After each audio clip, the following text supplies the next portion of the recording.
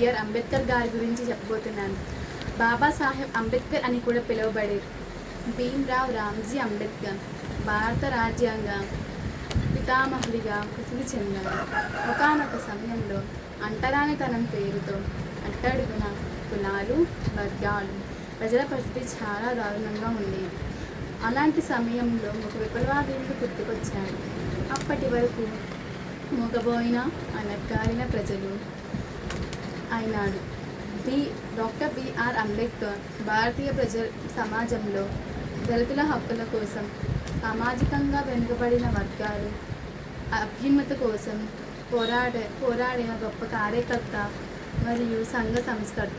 April 14, 1891 సంవత్సరంలో రామ్జీ మాలోజీ సర్కార్ మరియు భీమాబాయి దంపతులకు అంబేద్కర్ గారు జన్మించారు. ఆయన మహల్ కులానికి చెందినప్పటికీ అప్పట్లో ఈ కులం వారికి అంటరానితనం కులం ఉండేది. అంబేద్కర్ గారి పూర్తి పేరు భీమ్రావ్ రామ్జీ అంబేద్కర్. ఈయన తండ్రి బ్రిటిష్ ఆర్మీలో సేవకుడిగా పనిచేసేవారు. అంబేద్కర్ గారి 2 ఏళ్ల వయసు ఉన్నప్పుడు అంబేద్కర్ తండ్రి తన వృత్తి నుండి రిటైర్ అయ్యారు మరియు కుటుంబం మొత్తం బొంబాయికి చేరారు.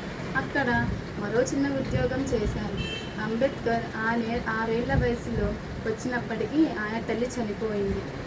ఆ సమయంలో మొత్తం 14 మందిలో 3 అబ్బాయిలు, 2 అమ్మాయిలు మాత్రమే మిగిలారు. దళితుడైన అంబేద్కర్కు చిన్నప్పటి నుంచి అనేక వేధింపులు గురయ్యాడు. చిన్నతనంలో అన్నయ్యతో కలిసి వేరే ఊరు వెళుతుండగా దాహం వేసి పక్కనే ఉన్న ఇంటికి నీళ్లు తాగేందుకు వెళ్ళాడు. అతడు మాహర్ కులానికి చెందినవాడని తెలిసి నీరు ఇవ్వడానికి నిరాకరించారు. బదులుగా అతనిని మందలించి అతని ప్రక్కనే ఉన్న బురదగుంటలో నీళ్లు తాగడానికి పంపారు. ఇంతేకాకుండా పాఠశాలలో కూడా ఇతర విద్యార్థులు లోపల కూర్చునేవారు.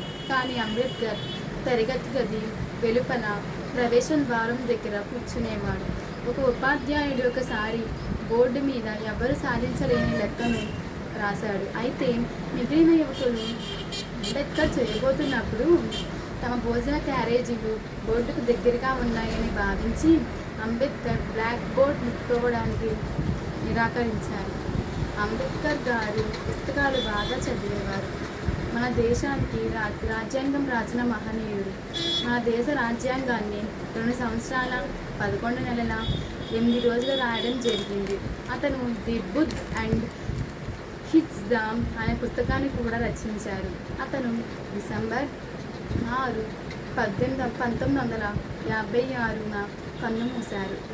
అంబేద్కర్ జయంతి అనేది ఆయన జన్మదినాన్ని, ఆయన చేసిన గొప్ప పనులను మరియు ఆయన మన భారతదేశానికి అందించిన రాజ్యాంగాన్ని స్మరించుకునే రోజు. జై భీమ్.